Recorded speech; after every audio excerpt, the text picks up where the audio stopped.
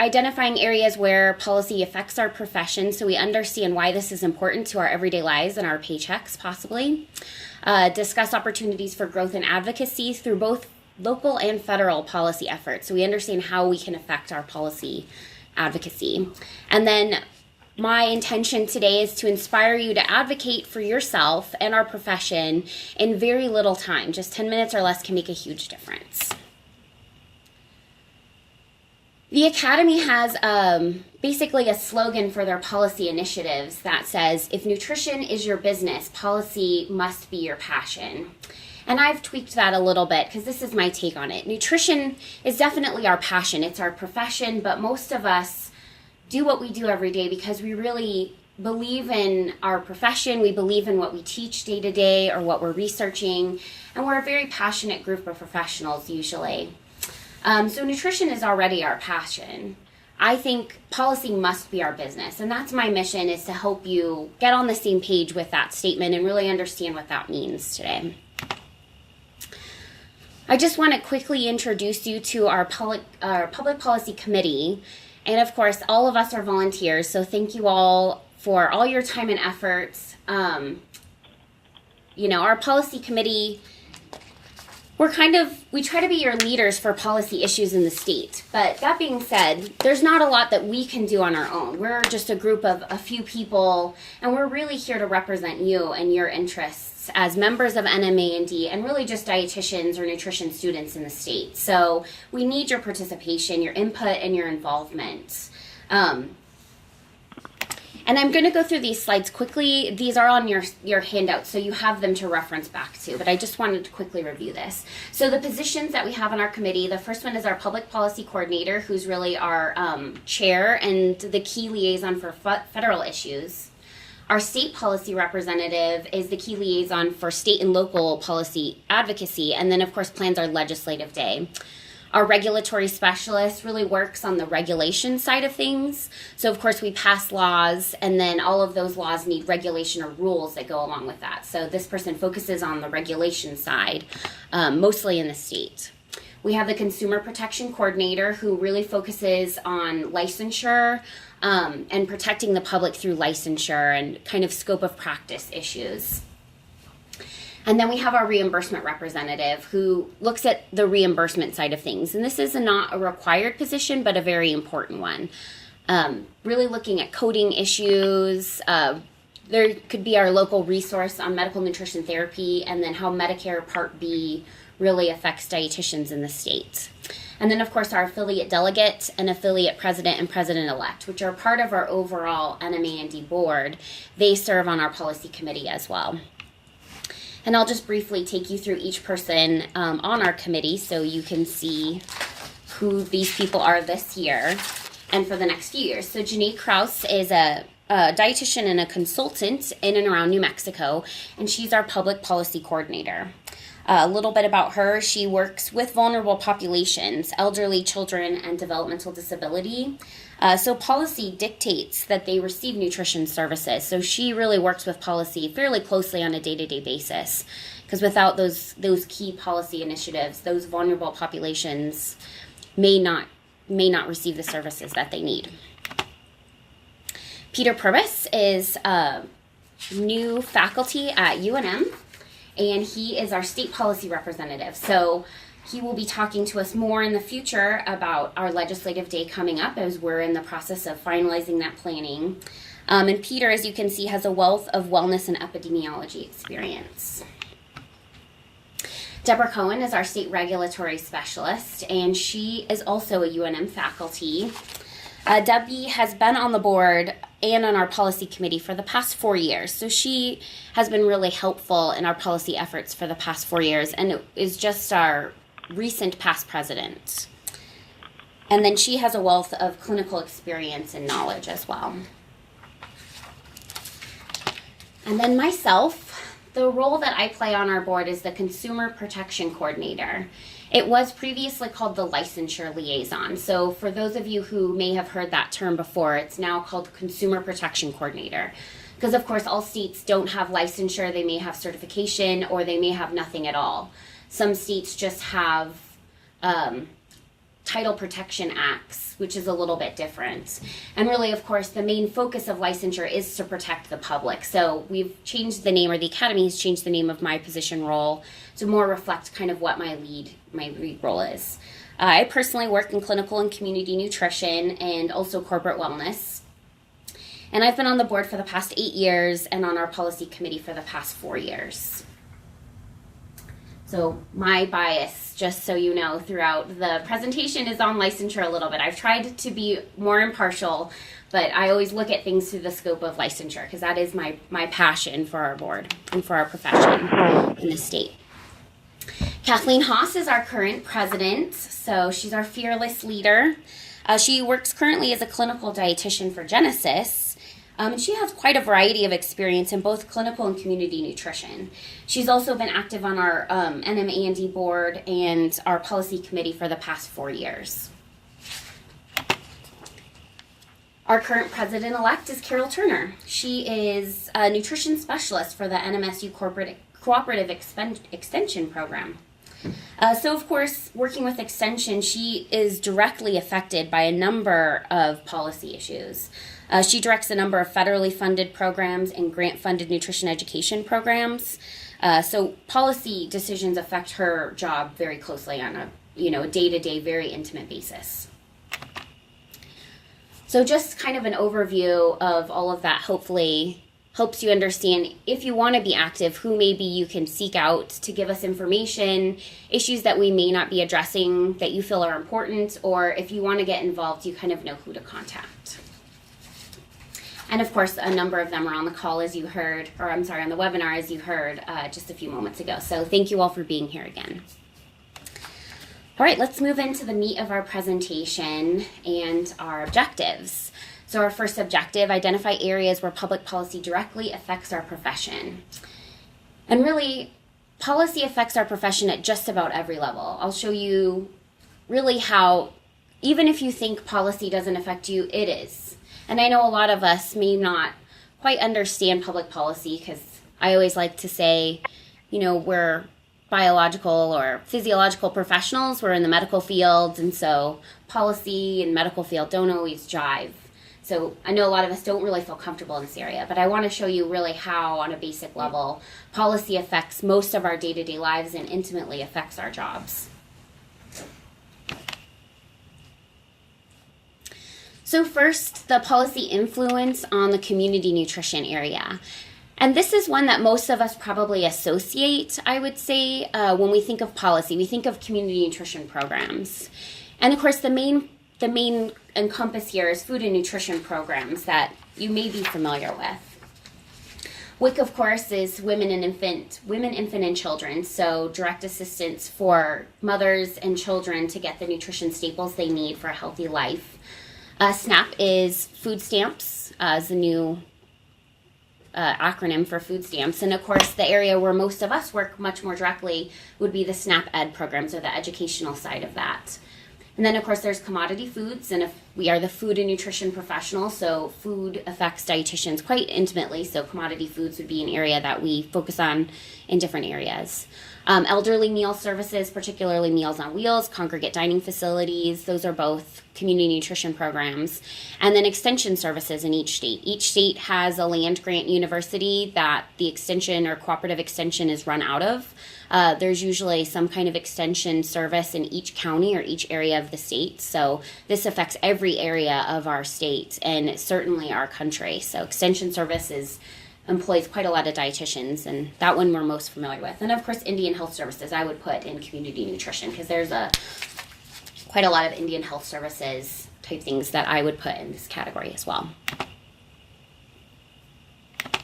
Other community nutrition areas that we may likely think of that come to mind when we think of community nutrition and policy are any kind of grant-funded programs. Of course, that's going to be federal dollars or state dollars that fund some kind of program that we may be involved in. So obviously, policy will have a huge influence there. Any kind of wellness programs, that's an area where also grant funding or policy may directly affect dietitians in their day-to-day practice. And then, of course, our food and advocacy groups. So I have a couple of the ones that stand out to me on the side here. Dairy Mac's our local dairy council. and the Beef Council are two that I know that NMA&D works very closely with often for different initiatives, and the Whole Grain Council. And this is just a small snapshot of some of the food and advocacy group. But those are ones that employ a lot of dietitians and affect food policy in general. So a clear policy connection when we come to dietitians and or nutrition professionals in general. And then, of course, policy development. That's mostly driven from the USDA. And, of course, the main driving factor is the Dietary Guidelines for Americans. Of course, published every 5 years, and our recent update in 2010. The Dietary Guidelines really direct a number of other nutrition initiatives and really guide our federal nutrition policy. So, of course, this has a huge influence to our day-to-day lives. And many of the other programs I mentioned are guided through the Dietary Guidelines for America.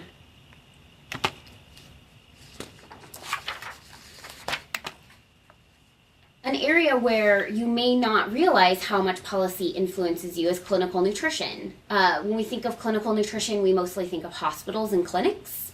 And we tend to think that policy doesn't have too much of effect there. But you may be surprised how much of effect it really does have to the day-to-day really decisions that you make and really just in general.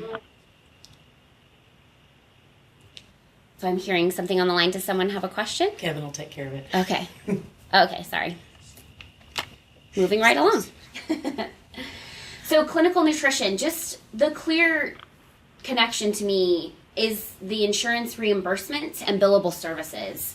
In my opinion, being a billable service gives you a lot of power in a clinical realm. If you can directly bill your services, you're very valuable to the hospital or clinic that you may be working for. And I feel like, I don't know, powerful I think is the best word, but it definitely gives you more clout or more power when it comes to decisions that are made in your facility and just in general. So being able to bill for our services as dietitians is really important. And of course, clinical nutrition happens in a lot of places, not necessarily just hospitals.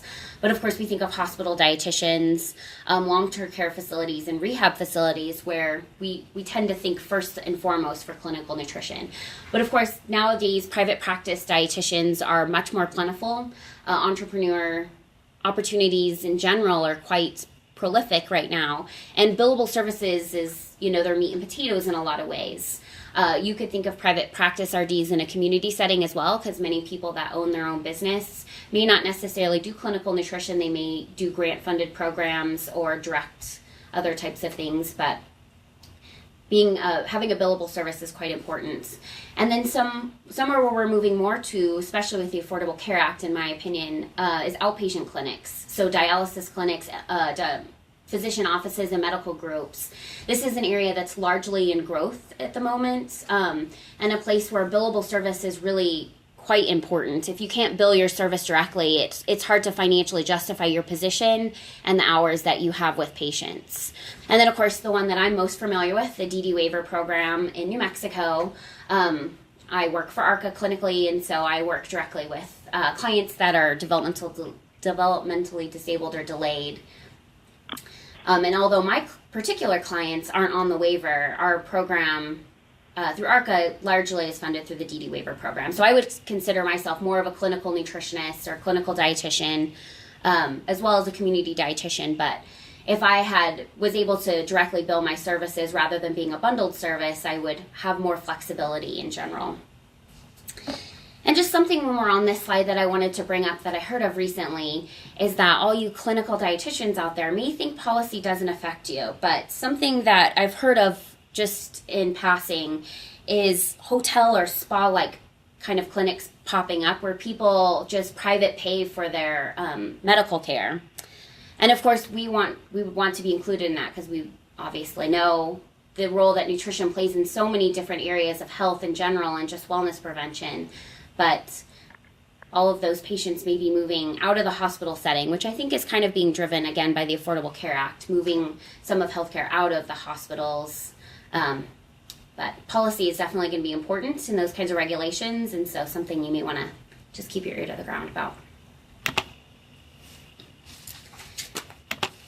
And, of course, research, education, and school nutrition. Some of these we probably think of quite easily when we think of how policy affects our jobs. But there's, of course, direct funded programs. Both UNM and NMSU are state universities, and so their faculty salaries and FTEs are largely decided by our state legislature. That being said, our didactic programs at both universities can be quite effective with policy. Whether or not our programs are funded, how many FTEs we get, there's a lot more that goes into that, but it definitely stems from a policy. So that affects many people on the call today, and all of us, right? Our didactic program strength really helps strengthen our profession in the state and surrounding areas. So that's a direct connection through policy. And then, of course, school lunch programs and school-based wellness programs are largely directed through policy. So that's an area where we affect a lot of health early on in childhood, very closely tied with policy. Research dollars oftentimes are directed by policy, so those Dietary Guidelines of America help justify some of our research dollars. But something that you may not think about, of course, cost-effective nutrition services and evidence-based outcomes largely come from research, and we want that research to be happening more and more in all different areas to help kind of back up what we do every day and just give our profession more strength so that we're continuing to give evidence-based recommendations and have evidence-based outcomes for patients. And of course, that all ties into research dollars, which is closely tied to policy. And then, of course, any grant-funded programs. Many grants may be through private grants, but there is a lot of opportunity for federal grants and that, or local grants through our local state legislature. So those are, of course, areas that are affected by policy. And then just the last area I wanted to touch on is food industry. There's, of course, labeling laws that are driven largely by policy. Food allergy laws, and, of course, our nutrition analysis is an area of growth right now with the new labeling laws that came through with the Affordable Care Act. Having the calorie information at point of service or point of order has been a large growth area, and if that hasn't been implemented yet, but it is part of the Affordable Care Act, and that's definitely something that affects our profession, both in job growth, but also making nutrition awareness forefront for consumers. There's been a lot of direct food laws, both locally and federally. You know, trans fat is the one that I heard most recently in the media, where they want to outlaw or ban trans fat in food. In New Mexico, aspartame laws pop up in our local legislature often, not for the past couple years, but there's a group that likes to introduce legislation in relation to aspartame use in the state.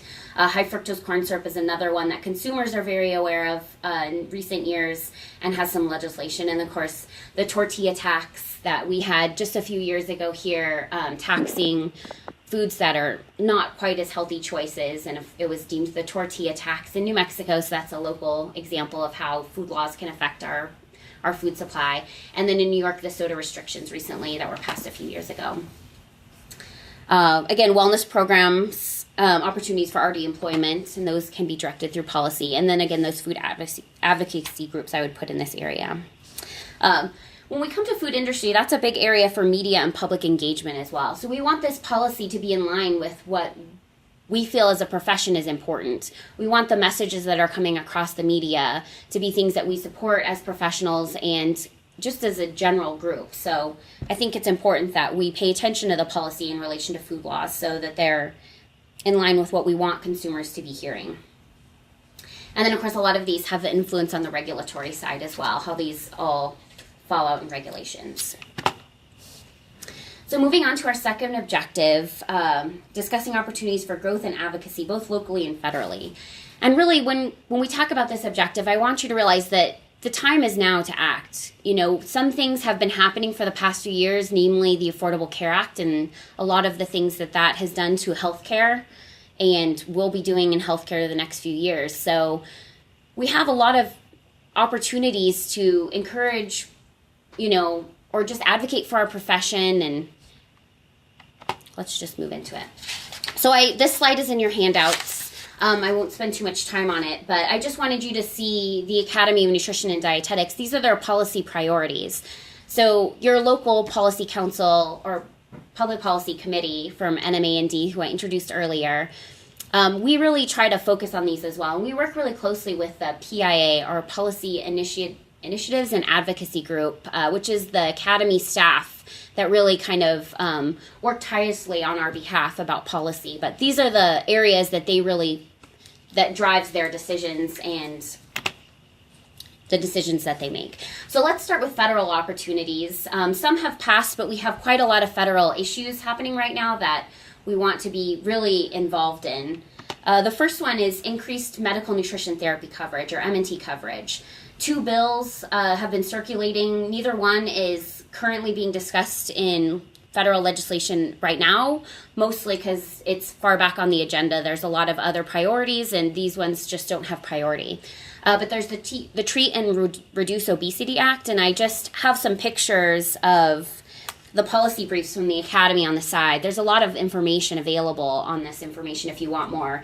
And really, we could have webinars on almost everything I'm talking about today just in and of itself. So this is brief overviews of a lot of things. But Treat and Reduce Obesity Act, and then the coverage for prediabetes.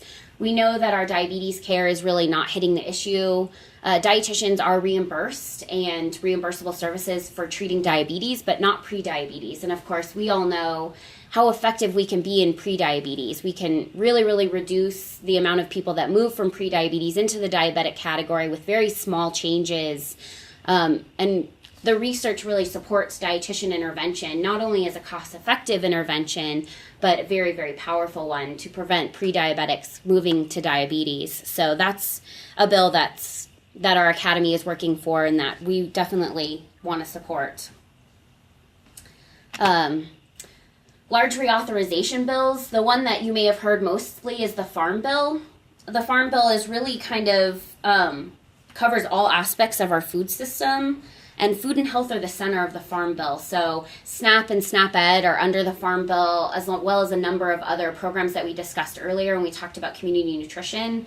But this will be coming up soon. So the reauthorization of the Farm Bill was actually due last year, and they just extended it because they couldn't come to an agreement. So I believe this will be on the agenda and legislation in the coming weeks or months. And some of you obviously probably know more about that than myself, but just something to keep aware of. The Older Americans Act is also a reauthorization bill that I believe was due for reauthorization last year or this year, and again is one that's just been pushed because no decision could be made. And that Older Americans Act is the one that really drives that nutrition services for low-income and older adults. So those congregate meal dinings and Meals on Wheels, those are 2 of the programs that fall under this act. And then one that I'm not quite familiar with but is listed on things is the Ryan White bill, which I believe is a reauthorization bill, and it has to do with HIV and AIDS. And of course, nutrition services for that population would be included in that as well. Drug and nutrient shortages is a bill that really was a key issue for us as the Academy in general in the federal realm last year, but I don't believe it was passed or resolved. And of course, how that affects us is directly for the dietitians that work in the hospitals and the drug and nutrient shortages that they deal with on a regular basis. And then one that's passed, but I did want to bring up, is the Healthy Hunger-Free Kids Act. That's something that was passed a few years ago, and it's in regulations phase now. So we don't have quite as much work as we do in some of these other bills that are still in the pre-phase where the bill has not been voted on and approved. But Healthy Hunger-Free Kids Act is the bill that really drives the school nutrition standards and has revamped the breakfast, lunch, and snacks and beverages that we see in our schools. So you can see the direct policy influence that we have there. And again, that bill has been passed, and so it's in regulations now. But it's important to remember that when we think of opportunities for regulations in our state or how they affect our things. So moving on to local opportunities, I've mentioned the Affordable Care Act, and of course, I don't think you can go a day without hearing something about Affordable Care Act, especially right now. We've opened enrollment in October, and everybody has to have heard all the problems with the website and on and on and on, and it's just constantly in the media, has been for the past few years, and it will continue to be in the media for quite a few years. Of course, the driving factor for our government shutdown just a few months ago, so it's really...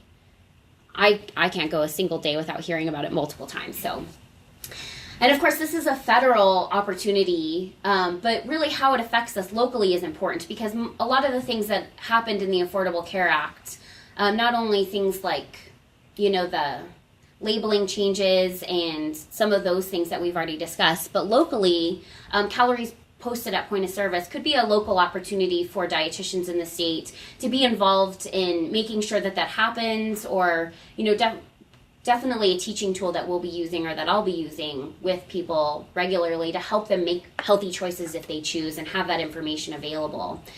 And then, of course, the Affordable Care Act really focuses on disease prevention, which, again, dietitians are primed to be driving factors and very powerful in disease prevention, as we know.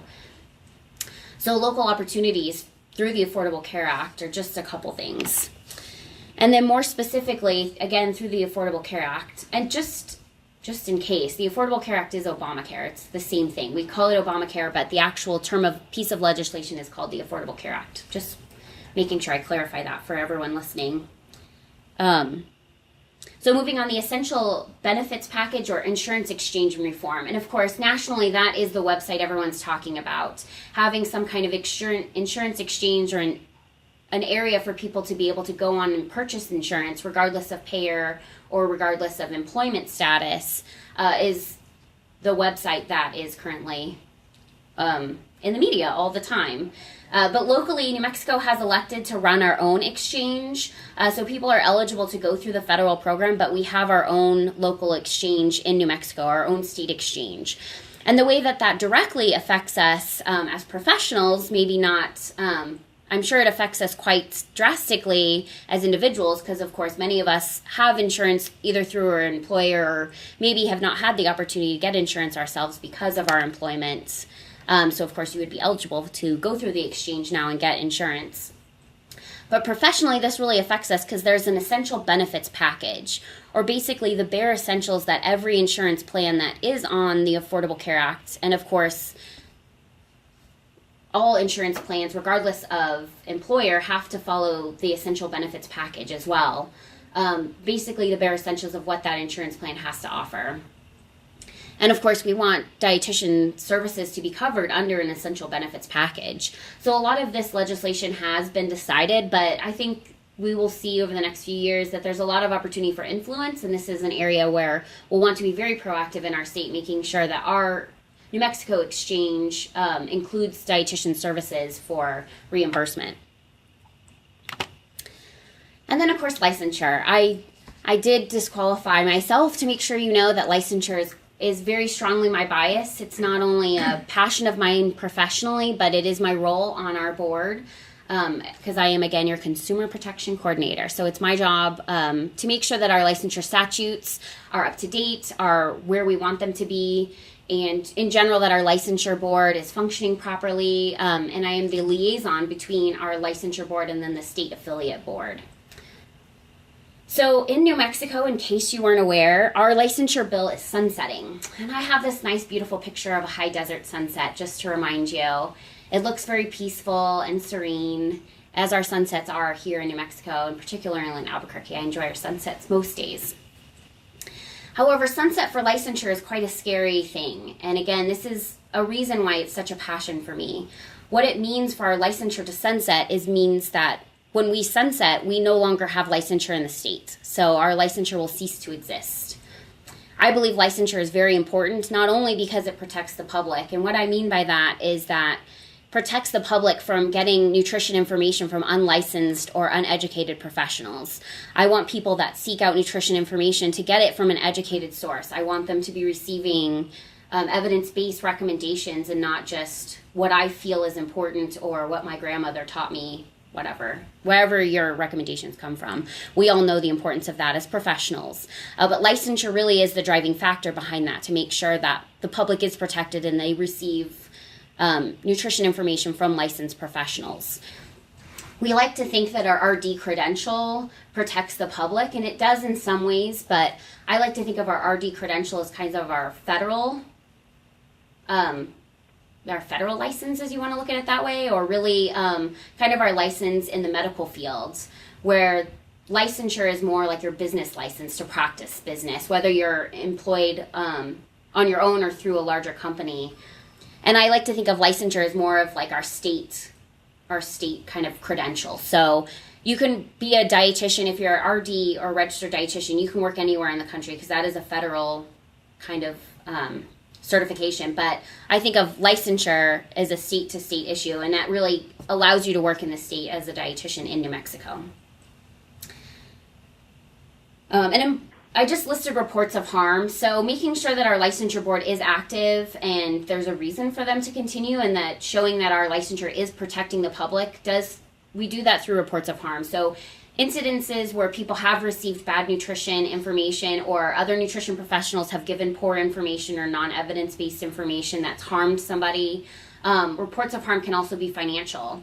So people charging a lot of money for their recommendations where there's very little research or evidence base behind them. So again, these are all topics that could be their own webinar, so I will not stand on my licensure soapbox any longer.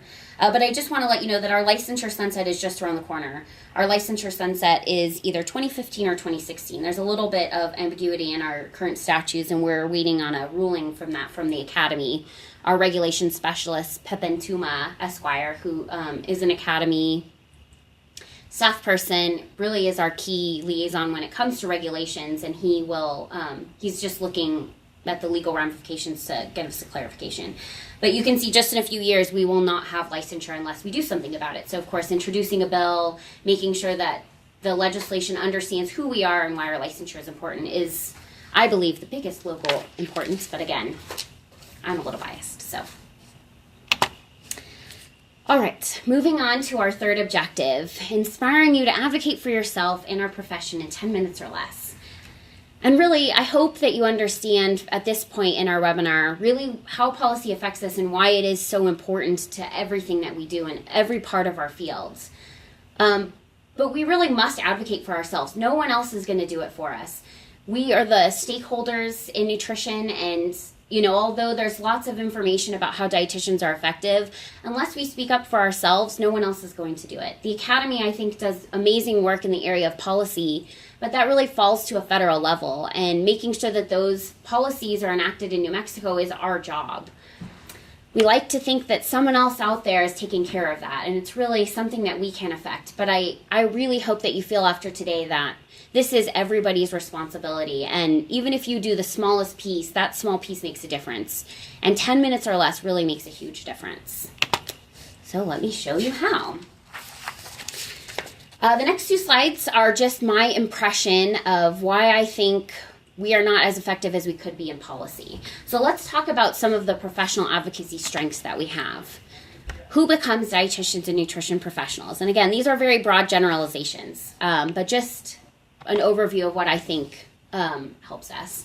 First and foremost, we're a very smart, educated population. We use science-based education and evidence-based recommendations. So we're quite a smart bunch. We're very eloquent usually, and I like to think of us as a very smart group of professionals. And of course, I'm biased because I'm a dietitian, but we usually like to inspire change. Most of us got into the field of nutrition because of a passion, but also often I see a common thread of just real concern and care. Many of us are caregivers first, and we really just tend to want to inspire change, whether that be behavioral change in patients or clients, which is something a lot of us work very closely with, or organizational change, either where we work or in a big organization in general. Dietitians are really the forerunner in industry change. We often shout very loud when we want food companies to do something or industries to change the way they practice. We see that a lot in wellness, and a lot of the food advocacy groups are very driven by dietitians and nutrition professionals. And then oftentimes many dietitians really fight for culture change. Again, I work in a corporate wellness setting as well, and culture change is something that's very intimately related to corporate wellness. You need to have that wellness kind of culture in your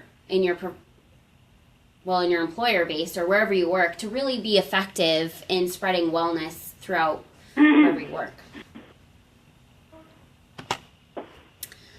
And then, of course, we are the professional nutrition experts. We're opposed to be the nutrition professionals in many areas, not only because our science-based education, but also our evidence-based recommendations. We have very strong evidence to support the things that we do and say every day, and we tend to be a very confident and proud group of professionals. So I believe all of these can be very big strengths for us when we come to advocate for ourselves, and things that I would encourage you to draw upon. And again, this is just my personal opinion of things.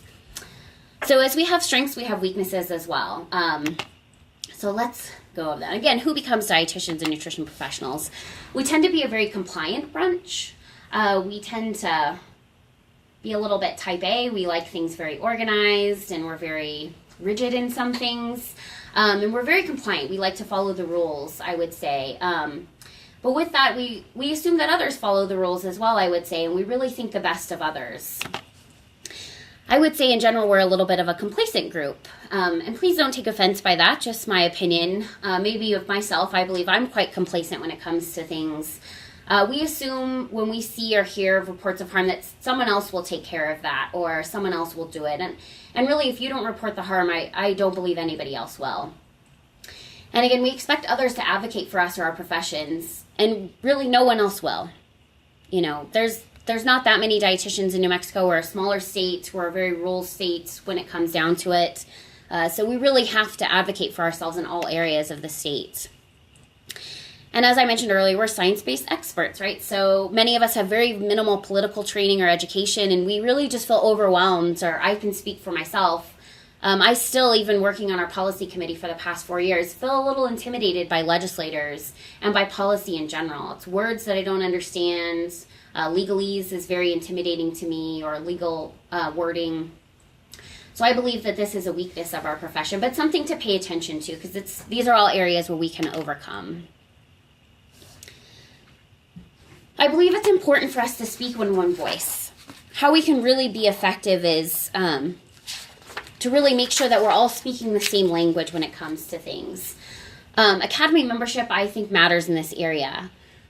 When we speak with one voice, we have a much stronger message, and we want to make sure that message is a clear one. And I believe that being a member of the Academy of Nutrition Dietetics is very, very important in this area.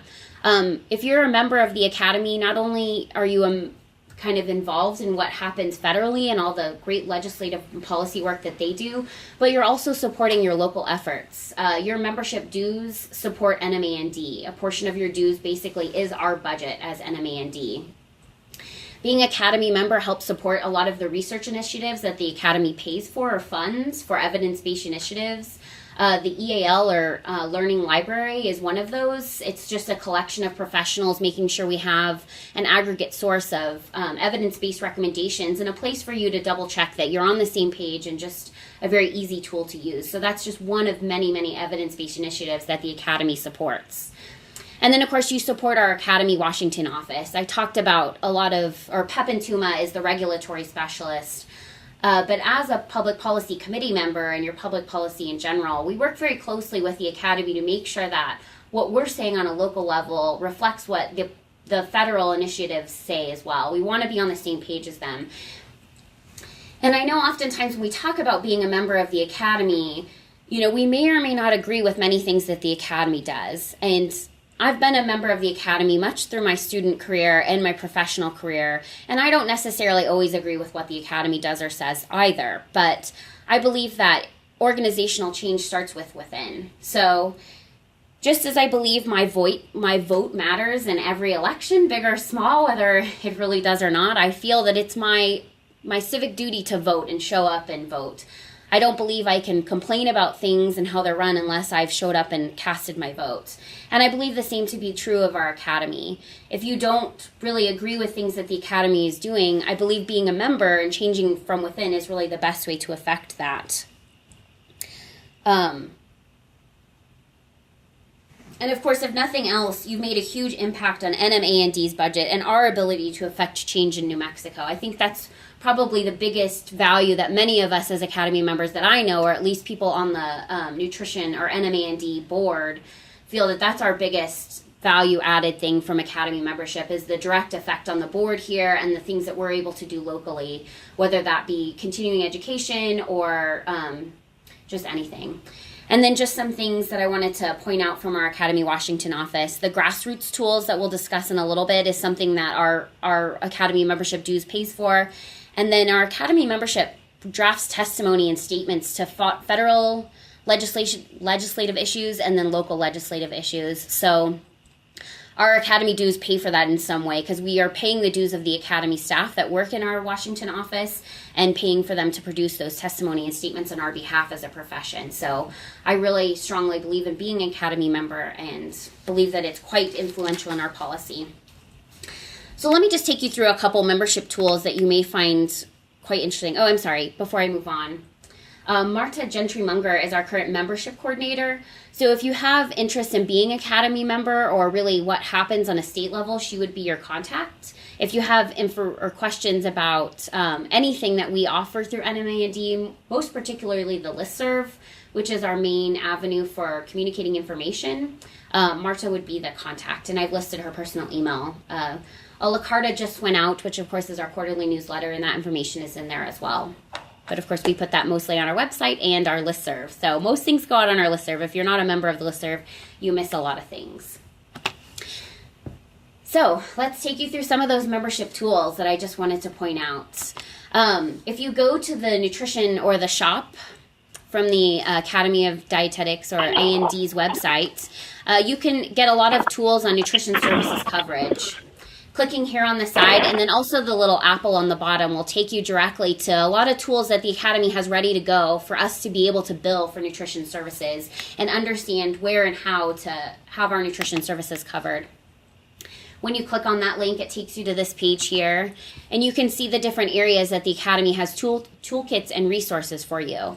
Now, if you are an Academy member, all of these resources are completely free. So your membership pays for these, has developed these, and is free for you to use, whether you just want to peruse them or you're in private practice or thinking about private practice or possibly working somewhere that you believe nutrition services should be directly billed. These are all resources to help you. Both Medicare Part B, just advocating for medical nutrition therapy, business practice tools, and then provider newsletter information. I believe it's quite important for us to have a loud voice. When we want to be effective and really affect change, we have to speak loudly. And how do we have a loud voice? First and foremost, I believe in power in numbers. So not only being an Academy member strengthens our voice just by being there, whether you speak up personally or not. But power in numbers to me means repetition of the same message. So again, all of us speaking with the same message, and all of us speaking as kind of one Academy. And when I talk about the Academy, we are the Academy. I'm the Academy. Being a member, that means me. It doesn't mean, Chicago office or the Washington office. We are the Academy. And I really believe that to be true, whether you choose to be an Academy member or not. But of course, power number also, squeaky wheels get attention. So the louder we are, the more often we advocate for ourselves, whether we're just educating people about what a dietitian is, the difference possibly between a dietitian and a nutritionist, or why unlicensed professionals may cause harm, are all really, really valuable tools. And the more often we're saying that, the more comfortable we will and the more effective we will be about getting our message across.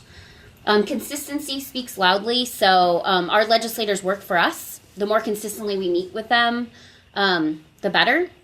And of course, it's very important that all areas of our state are represented. So when I say I need your involvement in our policy initiatives, I need everybody from around the state. When I speak, I live in Albuquerque, so my direct legislators, I'm a constituent, so they listen to me a little bit closely than they would listen to someone else because I'm going to reelect them or not reelect them.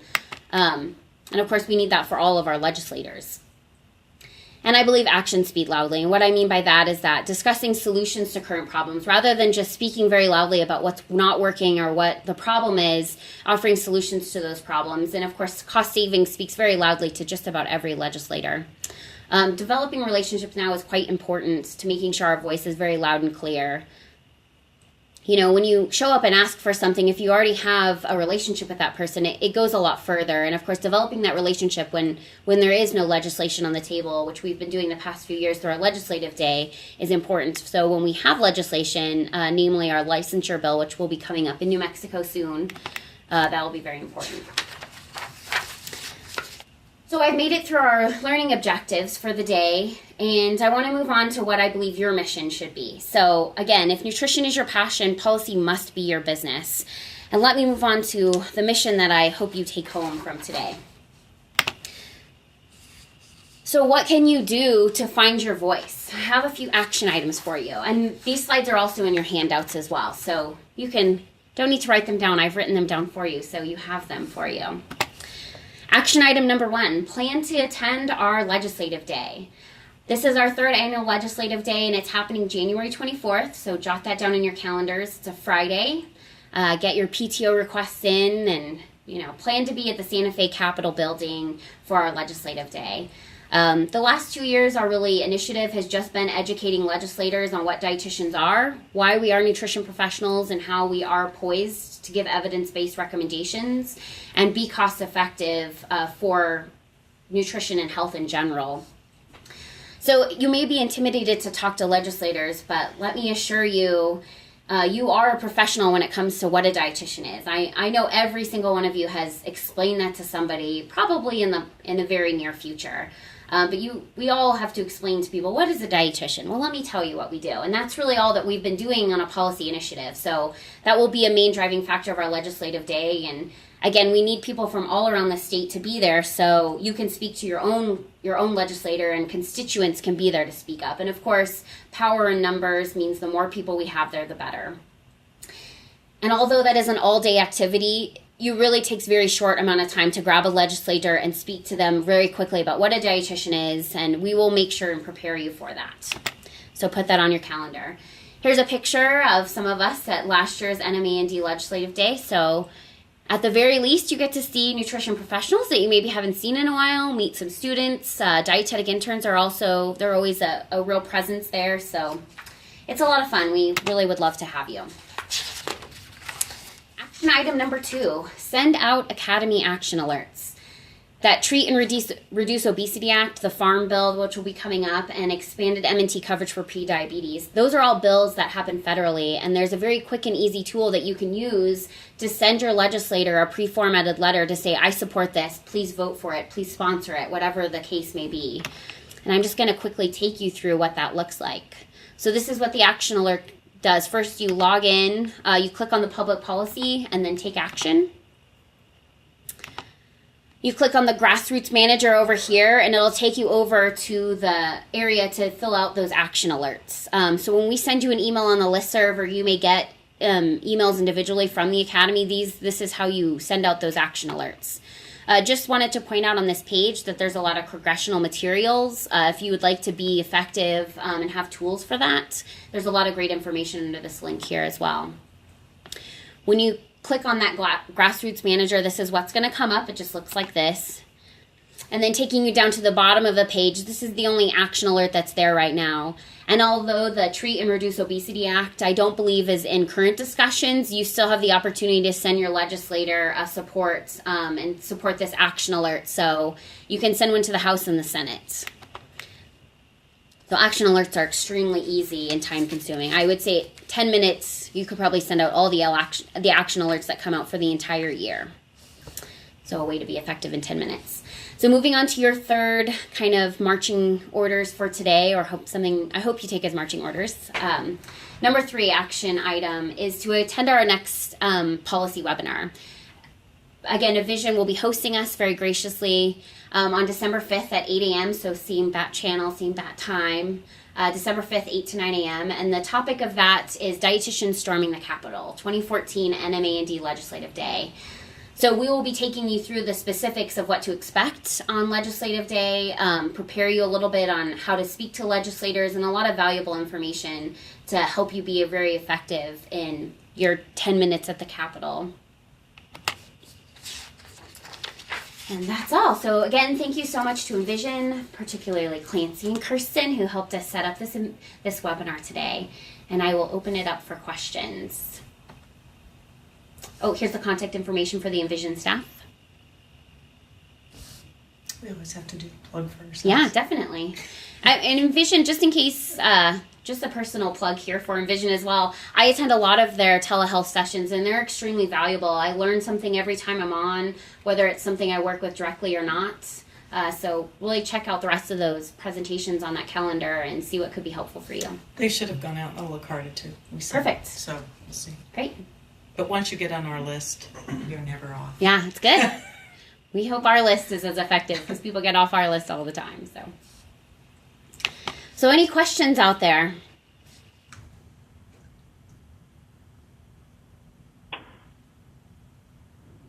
Kristen, I just have a comment. Can you guys hear me? We can, yes. This is Patty Keene. And Hi, I just wanted to, how are you guys?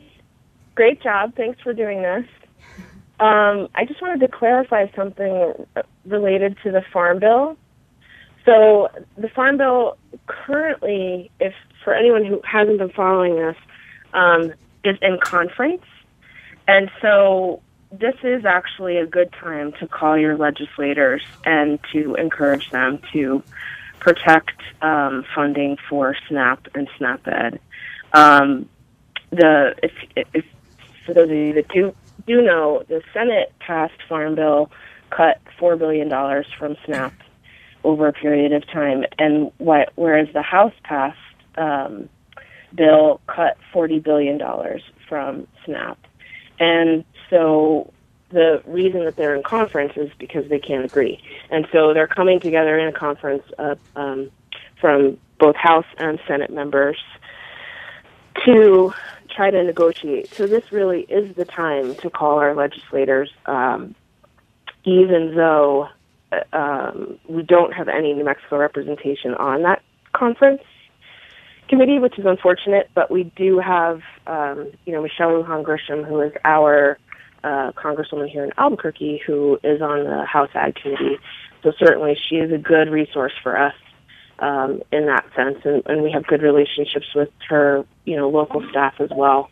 But so just want to let people know that this is actually a very good time to call legislators to ask them and to advocate for, maintaining funding for SNAP within the Farm Bill.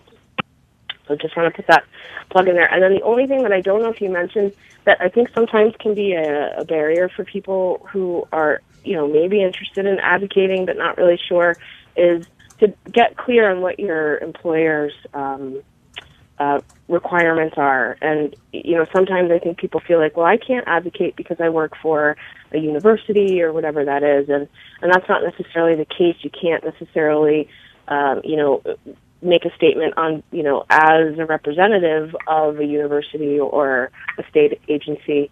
But certainly those of us as individuals have every right to advocate and to, state our case to our legislators and et cetera. So just want to say those two things. Thank you so much for chiming in, Patty. For anybody who may not know, Patty is just barely off of our policy committee. She just finished serving her 3-year term as PPC, or Public Policy Coordinator. So great to have you on, Patty. And yes, Patty is much more well-educated about federal issues. So thank you for the clarification on the Farm Bill. And sure. I did have in my notes somewhere to point out that, when we send action alerts as people in New Mexico, they do go to Michelle Lujan Grisham, who is on the representative or the House Agricultural Committee. So she's someone who's a very key federal legislator when it comes to legislation on agricultural issues. So, even though we're the lowly state of New Mexico, you may think, and we're not very important with our only 5 votes, those action alerts make direct impact.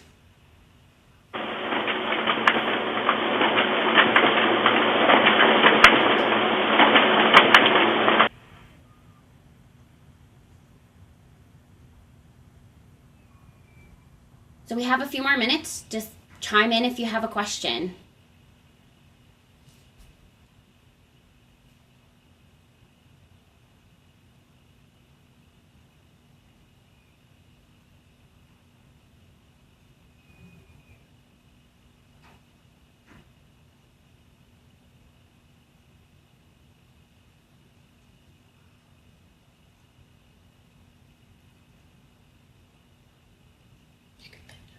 Okay.